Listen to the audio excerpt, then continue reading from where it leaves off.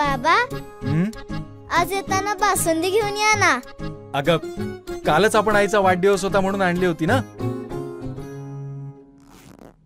ऐकलं, गोकुळची बासुंदी पुन्हा खावीशी वाटतेय. खरं सांगू, मलाही खावीशी वाटतेय. पुन्हा पुन्हा खावीशी वाटणारी गोकुळ बासुंदी.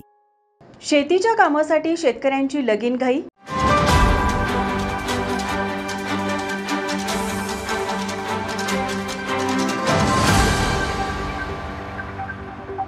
गेल्या आठवड्यात ऐन पिकांची काढणी मळणी संततधार पावसामुळे पिके रानात अडकून राहिली होती, तर शेतात पाणी झाल्याने पुढील हंगाम वाया जाण्याची स्थिती निर्माण झाली होती.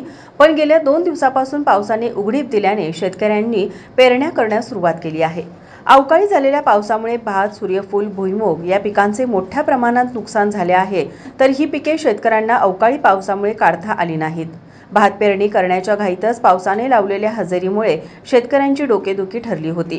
पण गेल्या काही दिवसापासून पावसाने उघडीप दिल्याने आता भुईमूग पीक काढण्यासाठी शेतकऱ्यांची लगबग चालू आहे. माझा महाराष्ट्र न्यूजसाठी पांडुरंग फिरंगे, कोल्हापूर.